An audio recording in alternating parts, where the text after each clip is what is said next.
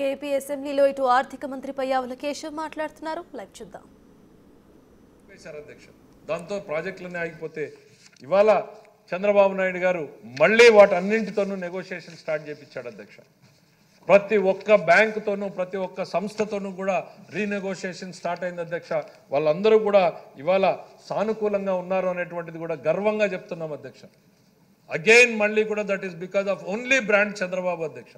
ఈ రాష్ట్రం వైపు చూడడానికి రావడానికి ఇష్టపడినటువంటి సంస్థలన్నీ కూడా తిరిగి ఇవాళ మళ్ళీ కూడా ఎస్ మేము మళ్ళీ రివైవ్ చేస్తామంటున్నారు అంటే కేంద్రం నాయకత్వం మీద ఉన్నటువంటి నమ్మకం అనేటువంటిది నేను ఈ సందర్భంగా చెప్తా ఉన్నా అధ్యక్ష.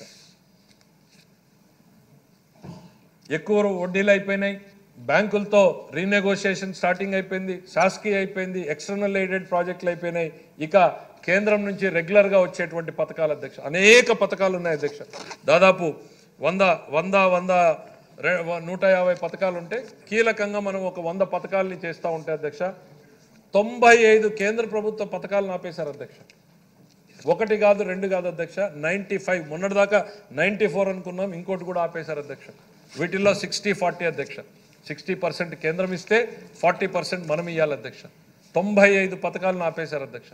రైతులకు ఉపయోగపడేటువంటివి, జల్ జీవన్ మిషన్ ఇట్లాంటి పథకాలన్నింటినీ కూడా ఆపేస్తే అధ్యక్ష మేము వచ్చిన రోజున పరిస్థితి ఏంది అధ్యక్ష, ఈ 95 పథకాల్లోనూ రివైవ్ చేయాలంటే కూడా ఆలోచన చేయలేమేమో అనేటువంటి పరిస్థితుల్లో ముఖ్యమంత్రి గారు కూర్చోబెట్టి చేసిన ఫస్ట్ రివ్యూ దీని మీదే చేశారు అధ్యక్ష. వీ హ్యావ్ టు రివైవ్, ఇక్కడి నుంచే మొదలు పెట్టండి, ఈ రకంగా ముందుకెళ్ళండి అనేటువంటి మార్గదర్శకంతో మొదలు పెట్టాం అధ్యక్ష. ఇవాళ గర్వంగా చెప్తున్నాం అధ్యక్ష, దాదాపు 77 పథకాలని పునరుద్ధరించాం అధ్యక్ష. ఈ 77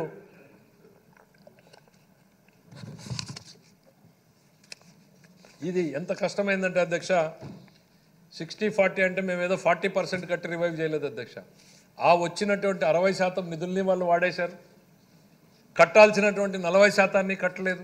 అంటే ఇవాళ ఒక పథకాన్ని రివైవ్ చేయాలి అని అంటే ఆ 60 పైసలు కట్టాలి, మనం పెట్టాల్సిన 40 పైసలు పెట్టాలి, అప్పుడు మాత్రమే ఆ పథకం తిరిగి ప్రారంభమవుతుంది అధ్యక్ష. అట్లా మొత్తం 77 పథకాల్ని దాదాపు 8,695 కోట్ల రూపాయలని మనం చెల్లించాం అధ్యక్ష. చేసిన తర్వాత ఇప్పుడు 77 పథకాలు రివైవ్ అయినాయి అధ్యక్ష. ఇంకో 11 ప్రాజెక్టులని ఫైనాన్స్ టీం నెగోషియేట్ చేస్తూ ఉంది అధ్యక్ష, ఏ రకంగా వాటిని రివైవ్ చేయాలి అనేటువంటి ఉద్దేశంతో. ఇది అధ్యక్ష మాకు వాళ్ళకి తేడా. ప్రతి రూపాయిని ఎక్కడ పెట్టాలి, ఎలా పెట్టాలి, ఎక్కడి నుంచి తెచ్చుకోవాలి, ఎంత వడ్డీకి తేవాలి, ఏ రకంగా ముందుకు పోవాలి అనేది గంటలు చర్చలు చేసిన తర్వాత కానీ నిర్ణయాలు తీసుకోలేనటువంటి మేము ఒకవైపు, 1000 కోట్ల ప్రజాధనాన్ని రాళ్ల కోసం, రంగుల కోసం, ప్యాలెస్ల కోసం వినియోగించుకున్నటువంటి ప్రభుత్వం మరోవైపు కళ్ళ ముందు కనపడతా ఉంది అధ్యక్ష. ఇక ఒక్కసారి అధికారం, ఎందుకంటే మొదటి 3 నెలలు అధ్యక్ష చాలా సఫికేటింగ్గా అనిపించింది అధ్యక్ష. ఎందుకనంటే ఒకవైపు బ్యాంకుల నుంచి ఫస్ట్ వీక్లో జరిగినటువంటి సంఘటన కూడా చెప్పాలి అధ్యక్ష. మా ఫైనాన్స్ సెక్రటరీ గారు ఇక్కడే ఉన్నారు బాక్స్లో. ఓ బ్యాంకు ఓ సంస్థ నుంచి ఫోన్ చేసి కరెక్ట్గా శుక్రవారం సాయంత్రం చెప్పారు అధ్యక్ష, మండే నుంచి మీ లోన్ మేము స్టాప్ చేస్తున్నాం, by Monday you have to repay అని చెప్పారు అధ్యక్ష. ఏం చేయాలో తెలియలేదు అధ్యక్ష మొట్టమొదటి వారంలో అధ్యక్ష.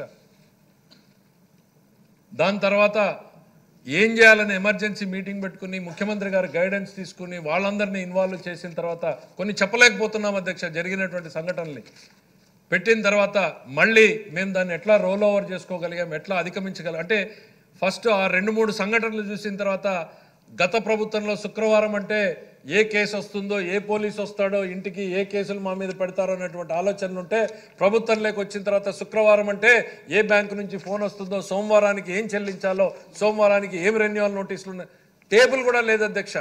ఇప్పుడు మేము ఏర్పాటు చేసుకున్నాం అధ్యక్ష, ఎప్పుడు కమిట్మెంట్లు ఏమున్నాయి, ఎవరి రీపేమెంట్లు ఎప్పుడున్నాయి, ఏం చేయాలి అనేటువంటి మినిమం టేబుల్ కూడా మెయింటైన్ చేయలేనటువంటి పరిస్థితులు అధ్యక్ష.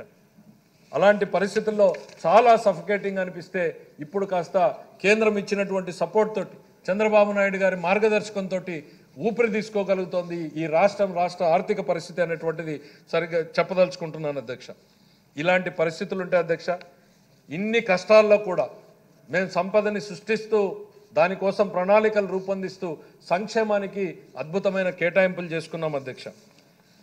వాటిని కూడా అరకొర కేటాయింపులు అని చెప్పి బయట కూర్చొని మాట్లాడతారు అధ్యక్ష. వాళ్ళ కేటాయింపులకి మా కేటాయింపులకి తేడా ఎంత ఉన్నాయి అనేటువంటిది కూడా ఈరోజు శాసనసభ్యులు అందరం కూడా గమనించాలి అధ్యక్ష.